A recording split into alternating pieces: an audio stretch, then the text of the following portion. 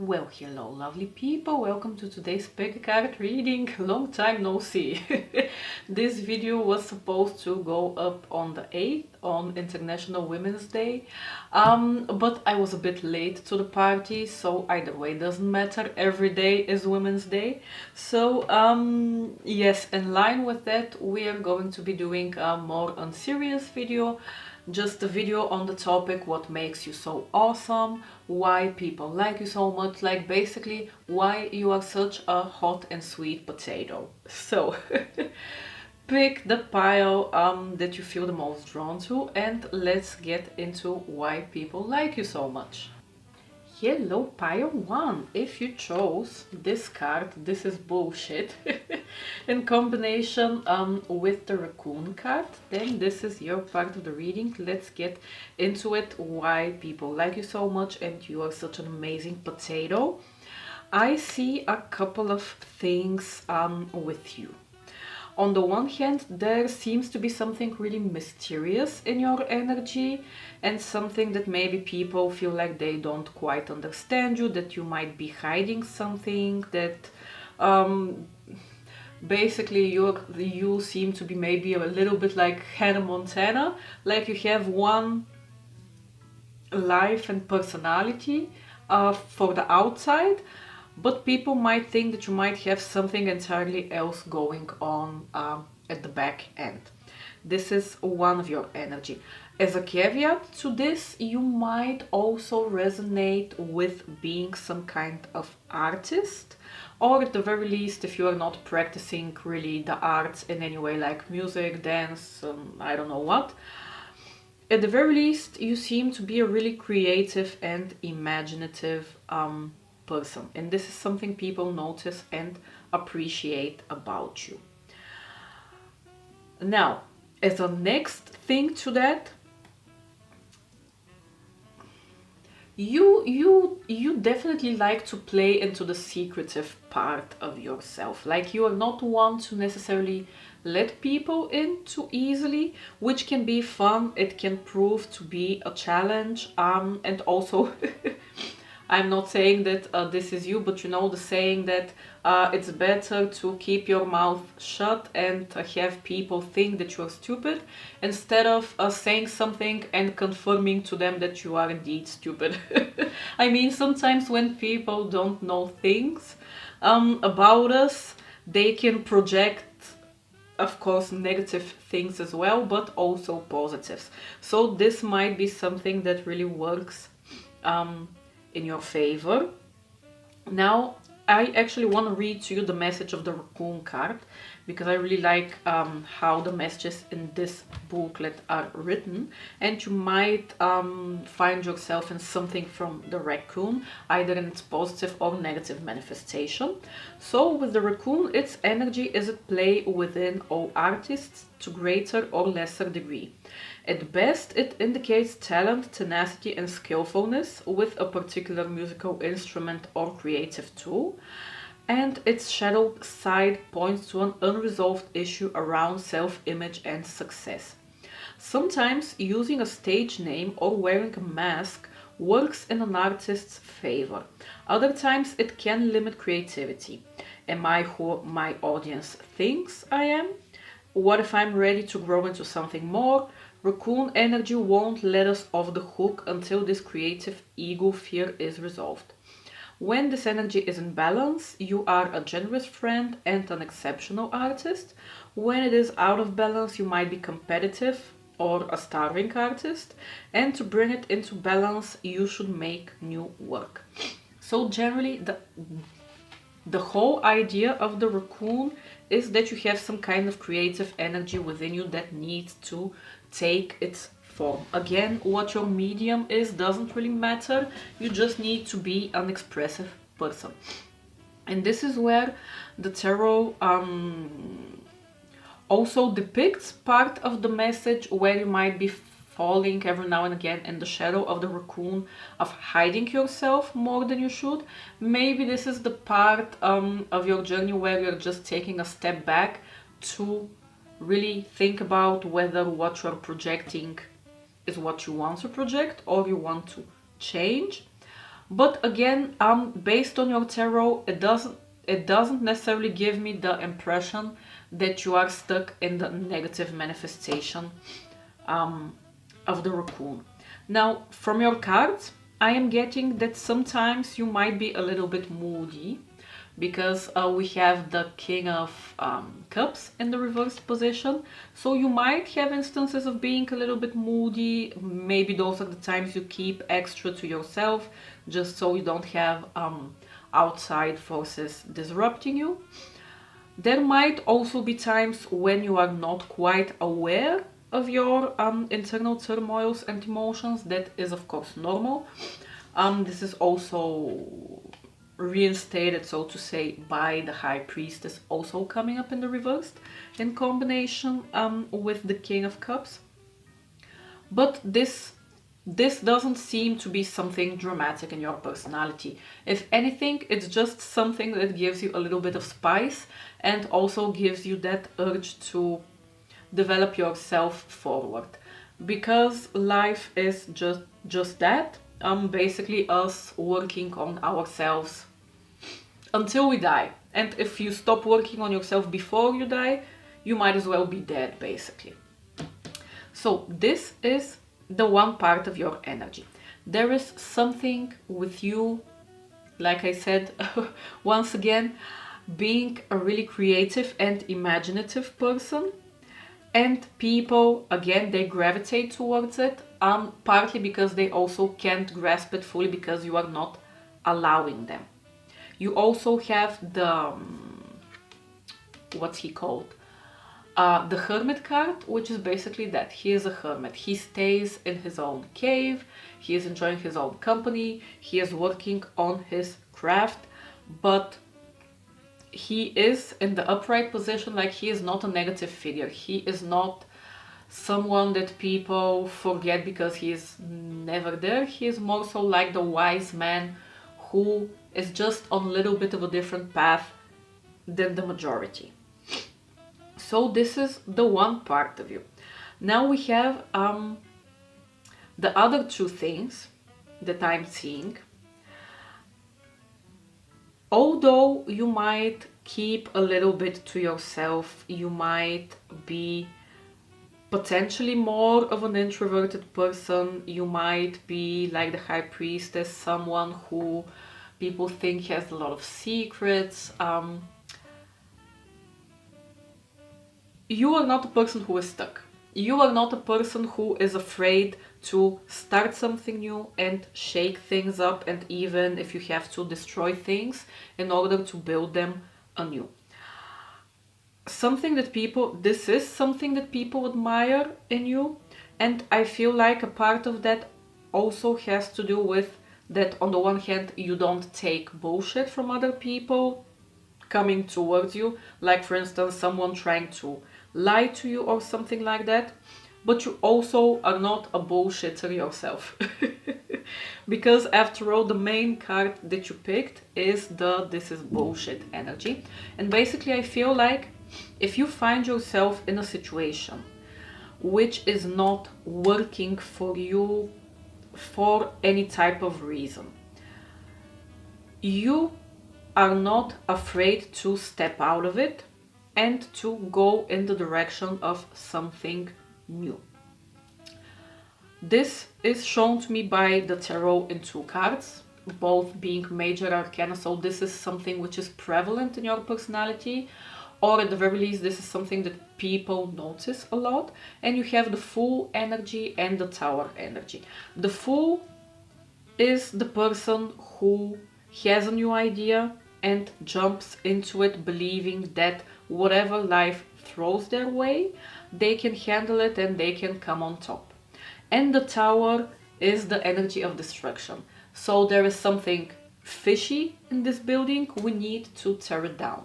There is no other way around it. If the foundation sucks, it's going to be more cost efficient to tear it down and to build something in its place instead of trying to fix it brick by brick.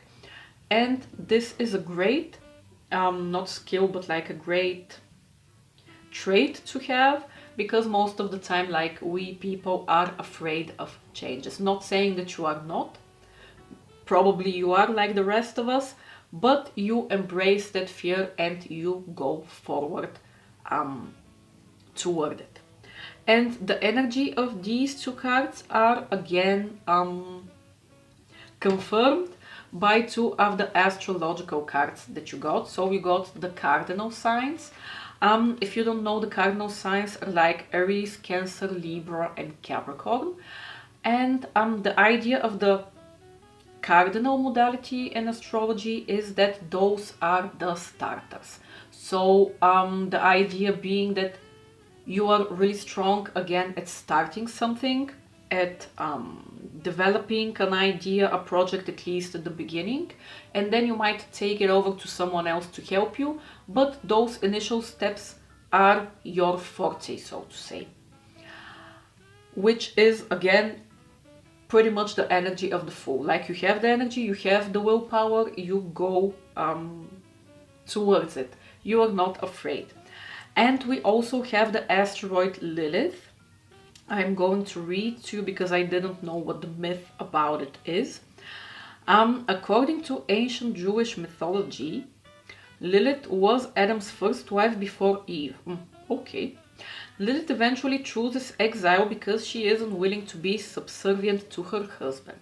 Represented as a sexually free female demon of the night, she is often disparaged in traditional texts. Asteroid Lilith represents sexual liberation, standing up to power, and feminine rage.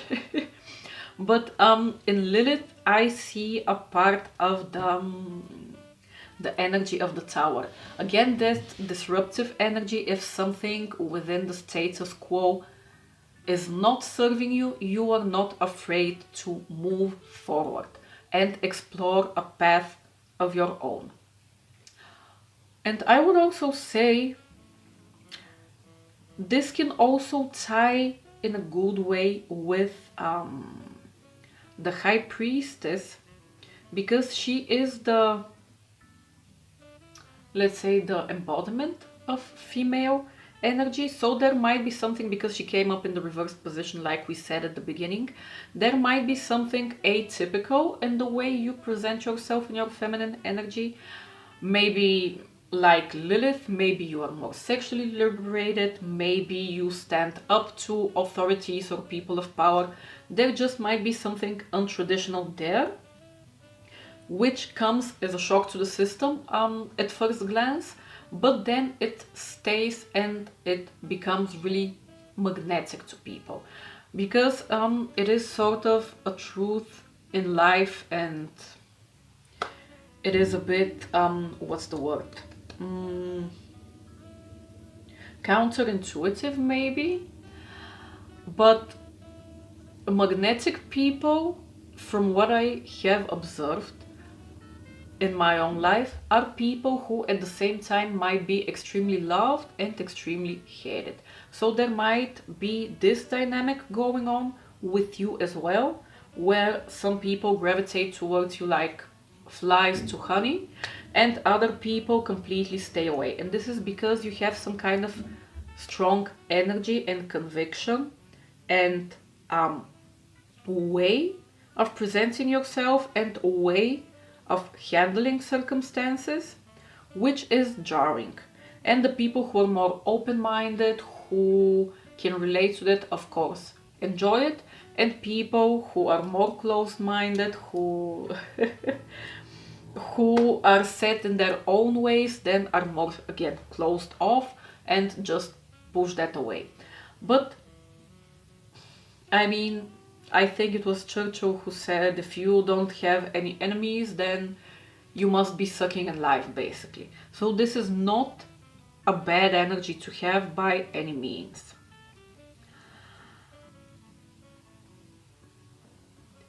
There is another aspect, which I would say maybe it's not as prevalent like the other things, but I feel like something people admire in you a lot has to do with your tenacity in detail. so to say. On the one hand, I feel like you are a very adaptable person. Like you are not someone who is just my way or the highway. You are open to ideas, you are open to trying at the very least to be flexible, to giving different opinions of people, let's say, a try and seeing whether it works for you. But the tenacity within you persists in the sense of that you are trying to achieve, let's not say perfection, because perfection is a bit of a negative thing just because it doesn't really exist in our world. But I guess what I'm trying to say is that on the one hand, you are balanced. Maybe this is the best way to say it. It seems that you have the balance when working towards something, remaining teachable in your approach, not being super strong-minded, but also keeping up some kind of standard that you have set for yourself. So you do take the influence of outside sources. Again, you are not stuck in your ways, you're not that hard-headed, but you don't allow people to walk all over you. So if you have, let's say, a period of maybe overstretching yourself a little bit, overcommitting or something like that, you will pull away, you will look at yourself and that this is not working for you, and then you will change it. Like you might you might have 1,000 arms like our little fly guy over here, and you might be able to handle a lot of different things at once. But once you have had it, or once that you see that your work is somehow suffering, like the framework of what you have decided is good enough is suffering because of that, you are perfectly fine to call it out, to stop it, to change it in order to keep that standard for yourself.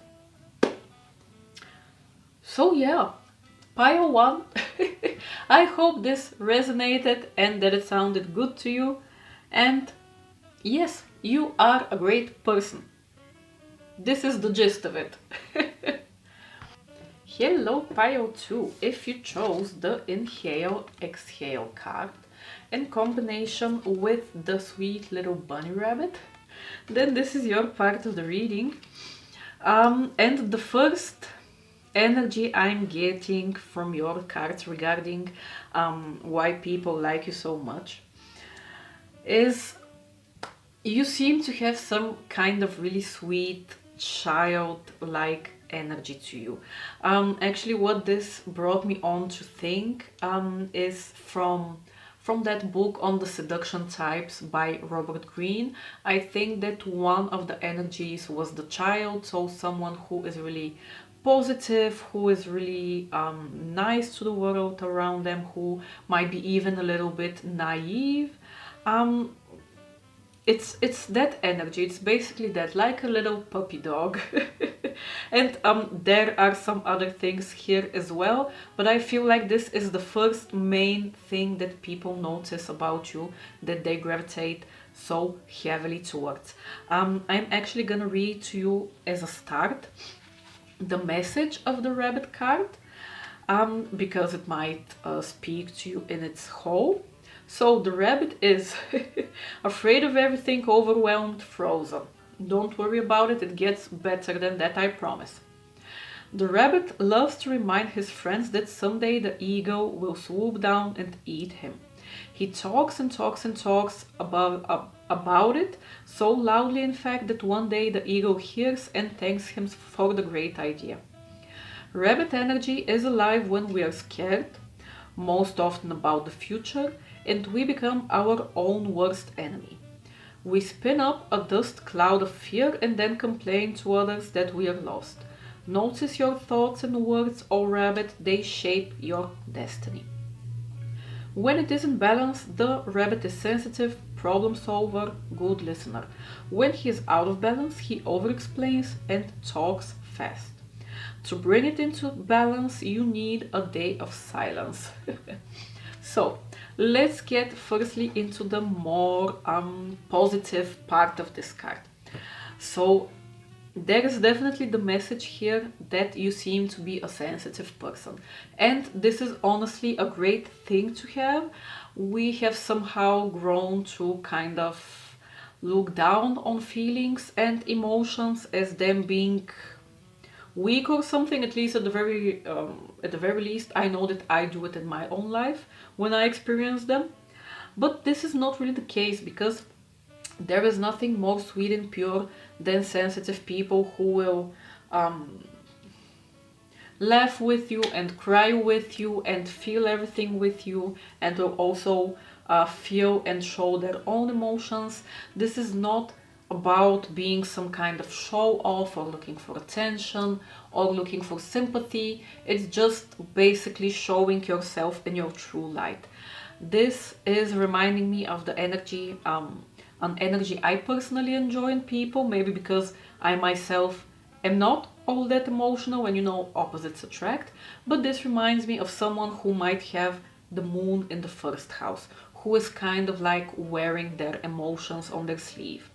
And again, at the very least, if you don't necessarily feel that you're like that, this is how people see you. There is something really pure and innocent and radiating positive energy in you. And again, you also, from the astrology cards, you got the moon card. So there is something about your emotional world which is really attractive and really captures the attention of the people around you. Now, with the rabbit, something that I have to point out, because you also got the magician card from the tarot, and the magician is like the person who controls all of the energies. He is the manifester, he is the person, he is the alchemist. Yes, this is the word. He is the person who can take lead and turn it into gold. And for you, this would go through the mind, like we read in the description of the rabbit card. Your thoughts promote your reality. And it is normal for all of us to have our ups and downs. You received as one of your cards the star card in the reversed, and the star card in the reversed can speak about feeling hopeless at a certain point, like feeling lost a little bit, exactly like the rabbit. But this is a state of the mind. There is always something from the outside, some kind of opportunity that can help us move forward. It's just about having the right frame of mind in order to notice it on the first firstly to notice it, and then to feel well enough to pursue it. So I feel like, because in a second I'm gonna get into the other energies as well, but I feel like it's really endearing to people about you that, again, on first glance, you have this really sweet childlike energy. People around you might kind of feel like they want to help you out, they want to give you a hand, they want to give you advice, they just want to be there for you in a way to save you, I guess, but take it in a positive way. Maybe I'm not using the most positive words, but this is not a negative thing. This is not like you are some kind of trash and I need to fix you. No, this is like you are a treasure and I just want to make and do something positive for you. But once that thing gets stripped away, so to say, if this is the main energy people perceive you in, as someone who sometimes might need a little bit of help, or someone that they just want to aid because they like them so much, at the next step, people really start to appreciate the other parts of you, which are on the one hand, your mind. On the other hand, or in the next step, how you can channel your mind into material things, into achieving something in the outside world, and also your perpetual enthusiasm and warmth to the world. So, like we said at the beginning, there might be something more sensitive, more expressive about you, with the moon, with the rabbit, with also the initial card that you got with the inhale and exhale. You might get stressed sometimes, you might need to take a breather, you might need to recharge, like let it out, maybe worry a little bit. But then people see this next side to you, which is really the brilliantness of your mind. Like, sometimes one might think that just because another person is really in tune with their emotions, that they're sensitive, we might fall into the misconception that this person is somehow not using their head or something like that. We even have the expression either your head or your heart, and it doesn't have to be that. And you are exactly the proof that a person can combine both.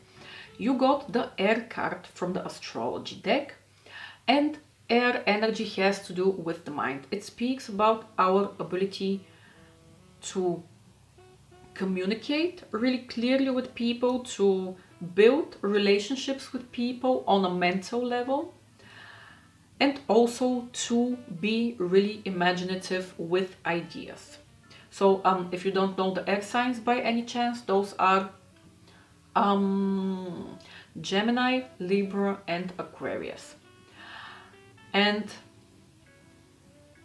once people notice that about you, it captivates them even more, because you are, how do I say it? You are kind of like an all-encompassing person. Like, you are not a one-trick pony.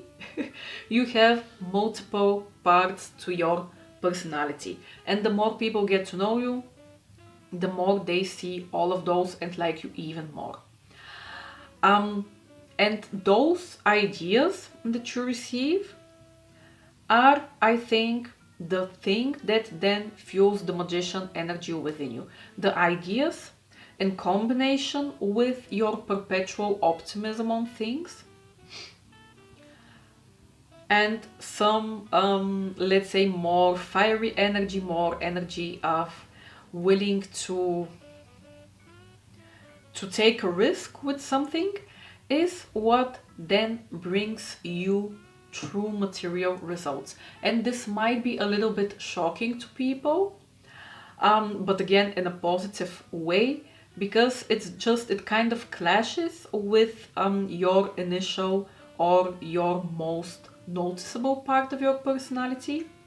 But it's like, wow, this person, yeah, they're really sweet, they're really emotional, they are this and that, they might be super warm and friendly and cuddly and childlike, but they can also get down to business. Like, when they receive an opportunity, they are not afraid to channel their energy into that opportunity. And then for the most part, of course, we're not going to get everything in life, but for the most part, it turns out great for them.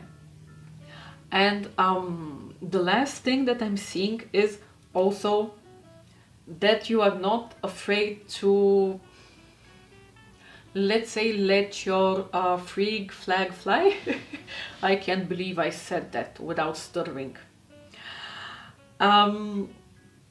Again, Pio 2, there is something kind of unserious and really fun in your energy, and it feels like you are not afraid to let your hair down and enjoy yourself and party a little bit. There is something really fiery and warm and positive and sweet about you. And again, from start to finish, it's basically like whichever part of your personality people see, it's just a positive add-on and add-on and add-on to the previous things that they have seen. So again, if at the start of this you felt maybe a little bit negative towards what I said with the childlike energy, this is a great thing. honestly, like you are kind of the whole package of being emotionally intelligent and also being intelligent on the mental plane, and also being open to what life has to offer you. So yeah, I hope that this was helpful and that you enjoyed it, and keep on keeping on. You are great. Hello pile 3, if you chose this game over card over here, and the two animal cards that came up for you, the wolf and the hummingbird. I'm gonna get into both of them because they came basically like this, with the wolf first. I would venture on to say that this is the energy that people notice. Either they notice only this, or they notice firstly the wolf and then they explain the wolf energy with the hummingbird in a way. Good, but let's get into your cards as a whole. Your spread is interesting. I feel like the word that maybe best describes you in this case and how people see you, and the positive trait that they associate most with you, is that you get down to business, so to say. You are like a serious person, but serious in a businessy way. Like, I don't know how to say it exactly. So maybe to start off like with the other piles, firstly with the two animal cards. Like we said, the wolf card is the card that came up for you as the initial energy, and you know what wolf represents. He is the leader, he is the pack builder, he is the protector. And the hummingbird is staying behind the wolf as the source of his energy. The hummingbird is a really fast moving bird, you know, they are like really tiny, but they fly super fast. Like, I think maybe the owl is the only bird where you can't hear its wings. I don't know about the hummingbird. But either way, like, they are really fast moving creatures. They have this like bit of a nervous energy. And the other thing I wanted to mention, it is possible that you as a person astrologically, you might have an emphasis on the earth element in your chart, which would be like Taurus, Virgo and Capricorn. Or it might be some kind of combination of earth and air that is more significant than the other energies. Good, but maybe let me read to you from the booklet directly what the wolf and the hummingbird represent as a whole, because there might be some kind of message helpful for you. So the wolf is the guardian of family, tribe, activism, ritual. The wolf's mission is to uphold the well-being and longevity of the pack. Healthy wolf energy expresses itself through activism, mentorship, humanitarian efforts, or teaching, either religious or political studies. The wolf gets into trouble when it assumes every member of the tribe must follow suit. This includes children walking in their parents' footsteps. Although it will surely be uncomfortable at first, practicing tolerance helps balance out agitated wolf energy. Contemplate the following: embrace all, exclude none. When the wolf is in balance, he is reliable, democratic, and fearless. When out of balance, he is judgmental and dominating. To bring into balance, you need to practice letting go. And like I said, I feel like this is the main energy people notice about you and gravitate towards. There is something really fierce and protective in your aura, and you are not afraid to bare your teeth, I guess, when someone is either threatening you, like stepping on your toes, when something in a given situation is not working out for you. And as to the hummingbird is positive, enthusiastic, and spiritually resourceful. Inside the tiny hummingbird resides an endless well of energy and positivity. The hummingbird's secret is that it has learned where to gather nectar, and it returns to these sources daily for nourishment and rejuvenation. This sacred elixir springs from many sources, but usually involves nature, creativity, and exploring spirituality. Follow the way of the hummingbird and you cannot go wrong. Every droplet of life becomes sweet, every moment worth savoring. When it is in balance, the hummingbird is smart, curious, and loves to learn. When out of balance, he can be pushy, insistent, and sharp. To bring into balance, take a class. So, like I mentioned, I feel like what people notice about you is your wolf energy, your tenacity, your strength. We also have a confirmation of this in your tarot cards, because you got both the Strength card and the Seven of Wands, which represent a person being able to hold their ground, hold their convictions, not being afraid to face some kind of challenge. But I feel like the thing that for you, on the inside, so to say, fuels your energy is the quickness with which you can alternate between tasks. Probably also you have a lot of intellectual quickness, in the sense of being able to pick up information quickly, being able to think about it, rationalize it quickly, and come to some kind of change, of course. Again, the hummingbird is a really fast animal, so there seems to be some kind of fastness in your thoughts and in your actions.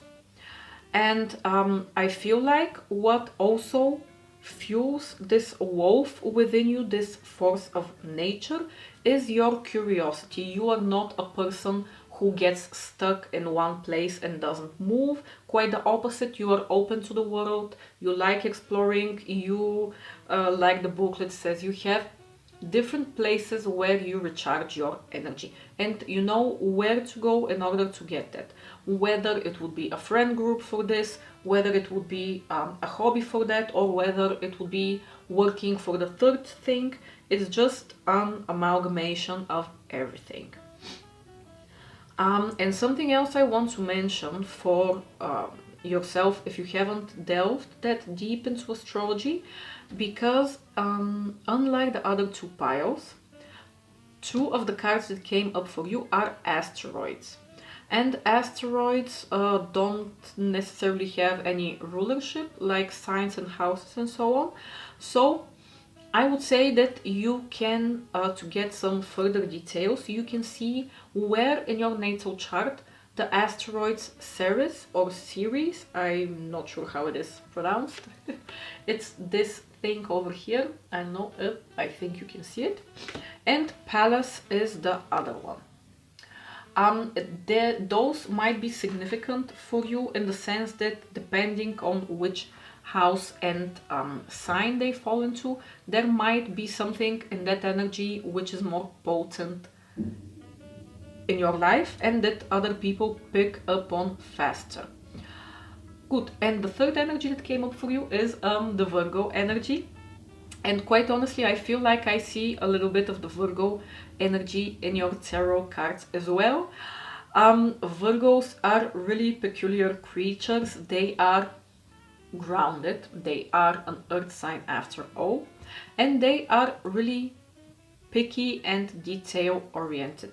Like if you need some kind of advice, if you need a pro and contra list to make a decision, for instance, if you are an indecisive Libra as I am, although I'm guessing that you are not, then Virgo can be your best friend. They are a bit of an asshole. They like to criticize. They can get nitpicky in the negative sense if you get them on a cranky day. But for the most part, they are really pleasant people who can help you a lot. And they carry this tenacious energy, let's say, of the hummingbird and the wolf as well, in the sense that if they want something to get done, they will put all their energy into doing it up till the point of perfection, or as near as we can get, because perfection doesn't exist, of course. Now, like I said, this has its positives and negatives, and like all of us, I'm guessing that you probably inhabit both the positive and the negative energy of Virgo, but we are focusing on the positive here. And the positive is this: a lot of energy, a lot of conviction, a lot of tenacity to work towards your goals. I would say that people admire this business mindset in you. And I say business is the best word I can think of, because it's kind of like all is fair in business. You know, if you are an asshole to your friend, that's not great. I mean, it's not great if you are an asshole anywhere in life. But if it's in a personal relationship, like, you need to guard more of a certain way of approaching people. And in business, it's kind of like all is fair in business. You don't have to necessarily be proper, you don't have to necessarily be nice. The goal here is the goal itself, to achieve something. And I feel like you embrace this energy, not in the sense that you are mean or pushy or any of those negative things, but you just get down to business, and people really appreciate that about you, because a lot of people are on the other side of the spectrum where they bullshit you a lot, and at the end of the day you are left empty-handed, like no business, no friend, no nothing, just a lot of bullshit. And you are the complete opposite. And I feel like you also don't allow people in your life to come with this energy, especially with the game over card. And because you got the justice card as well, I feel like that there is an energy here that if someone brings this bullshit towards you, you'll just call them out on it, which is a really power move. It might be a little bit scary sometimes, for people around us, exactly how the wolf can be scary, because he's a wild animal. You don't know how exactly they're gonna react, but actually they react in really logical ways. You just need to know them and appreciate them for what they are. And I feel like this is what people see in you. A powerful leader who is not afraid to state what they think, to hold their ground, to protect their ideas or their goals or their friend groups and family and whatnot. And yes, and because you got the Lovers card as well, the Lovers, apart from signifying love and all of that good stuff, it speaks about us having some kind of conviction and seeing it through. So once you make your mind on some particular area, once you move from the energy of duality towards the energy of this is the right thing, like this is my conviction, you are not afraid to stand in that truth. And I feel like you are a really stable person once you stand in that truth, pile 3. You also got the Four of Pentacles, which is a card symbolizing both our material stableness, like us having money, possessions, things stable and grounded in our material well-being, but also in our personality and mind. You don't seem to be someone who can get stressed really easily. Like, I just want to show you the imagery of these two cards. Like, you can just pick up on their aura if the camera gives me a little bit of light. Come on. Well, I don't know what you can see, but both ladies seem completely fine, like they are meditating, like they're enjoying themselves. It's almost like they're a second away from falling asleep at the beach. Nothing is stressing them out, although in the Seven of Wands card, the idea is that we have like criticism and negative energy and attacks flying our way in the form of those wands. But we are protected, we are peaceful, we know that we know how to handle it. We know that we have the strength and the resources to handle it. And you also got the Strength card, which, I mean, what more can you say? Like, you are a force to be reckoned with, and people perceive you as someone who believes in themselves and what's it called, like puts their eggs in the self basket. I can't think of the right word or the word.